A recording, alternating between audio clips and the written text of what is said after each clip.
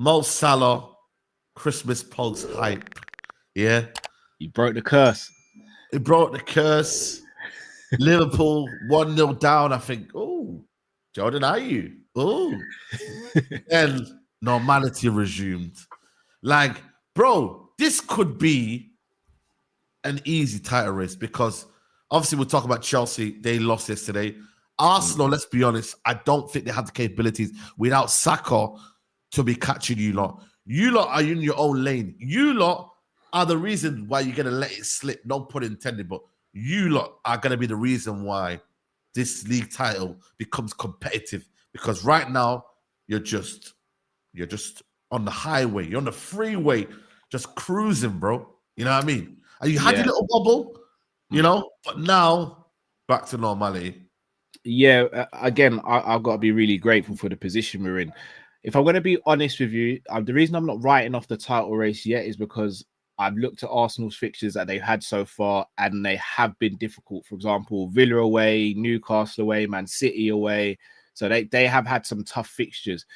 However, we have had some tough fixtures as well, navigated them. Although a lot of them have been at home. You guys are away, for example. Arsenal have been away. Newcastle have been away. So we've had some tough fixtures away from home as well. And we've effectively all now played everyone the first time round. We're what, 17 games? Most teams are 18 games in.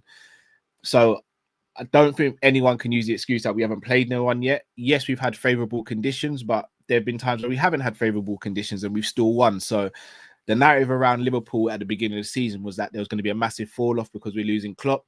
That hasn't happened, and thankfully it hasn't happened. The reason I'm not getting ahead of myself yet is I said I'm not going to call anything until New Year's.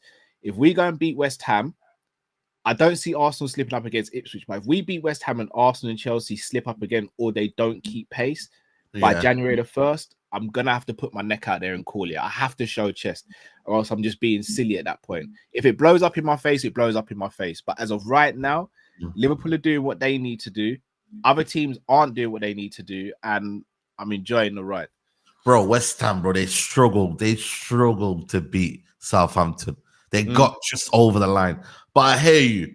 Kudus on his day, Bowen on his day, they can cause problems. I mean, when look at Arsenal's fixtures, I think if they lose to Brentford, Brentford, or they drop points. Brentford and Brighton back to back, right?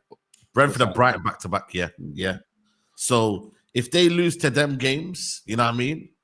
Then that's where I can be like, you know what? They're two.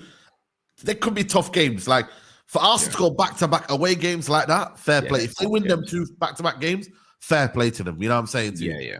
But honestly, bro, when you've got Mo Salah, bro, who apparently is breaking absolute madness record.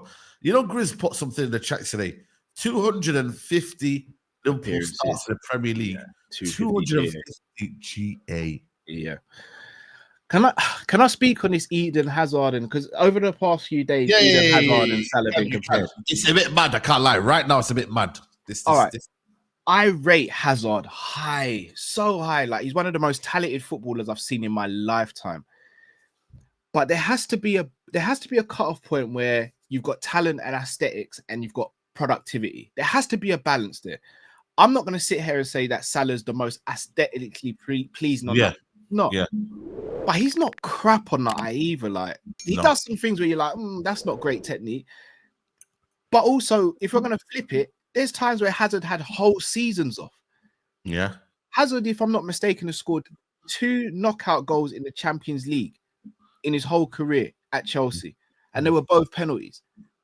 We've seen what Salah's done in the Champions League. We've seen what Salah's been doing in the Premier League. When do we start just having an end to these debates and just saying, look, Eden Hazard was a brilliant player, but Salah's just taking things to another level. Hazard, again, I'll repeat, brilliant footballer, but the productivity wasn't there. You can be pretty all you want, but if the substance isn't there, then what is it all there for? Salah is he's producing. What I won't do is go as far as saying he's the Prem GOAT. For me, that's Thierry Henry. Because Henry, bro, he's knocking on the door, though. He's knocking on the door. He's knocking on the door. But if I'm going to be honest, bro, look, I know I'm going to annoy a lot of Liverpool fans saying this, but I'm just going to speak my truth. Henry was a unicorn in the sense that he was aesthetically pleasing and he had productivity, right? Now, I personally think this iteration of the Premier League is harder than it was back then, but Henry was still doing his thing. And I can't use the argument if Salah passes Henry with goals and assists. I can't turn around and go, yeah, he's better because he's got more GA. Because I don't think Lampard is better than Steven Gerrard, even though Lampard had more GA. So again, that's where the balance is. Again, GA doesn't automatically make you better than someone else. Henry for me is the Prem GOAT. For me, it's either Henry or Wayne Rooney. Those are the two I hold in the highest esteem for Prem GOAT. Salah for me is knocking on the door. He's definitely top 5 now. Like, how many did Henry win? He won two Prems. 2 Prems. So if Salah wins another Prem, he equals, and then he won a Champions League, which Henry didn't win as well at Arsenal. I get it.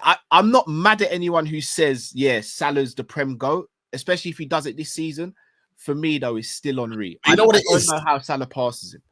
But the thing is, though, people can say then Thierry Henry would be creating for others. He'd peel off the left-hand side. But then Salah's now creating for others now. So Salah's it's like been creating from day one. But then again, people will say, oh, but Henry played better defenders. He was in a more tougher era than now. You know what I mean? But then you still have to put up the numbers. You know what I'm saying to you? So in terms of the Hazard one, Hazard's best season was 38 GA. Salah's already got 34 GA in December. Yeah. Like, there's levels to it, innit? Here's the thing with what you're saying. I think individually defenders were better back when Henry was playing. I think teams collectively now are better. But if you look at the current top 10, yes, I agree. If you look at the current top 10, there's not a team in the top 10 right now that you can go to at 50% and come away with a win. Yeah. You could actually get swept over. Like Brightons and Villas and Newcastles and Fulhams, Nottingham Forest. If you go to those grounds at 50%, you're losing 2-3-0 easily.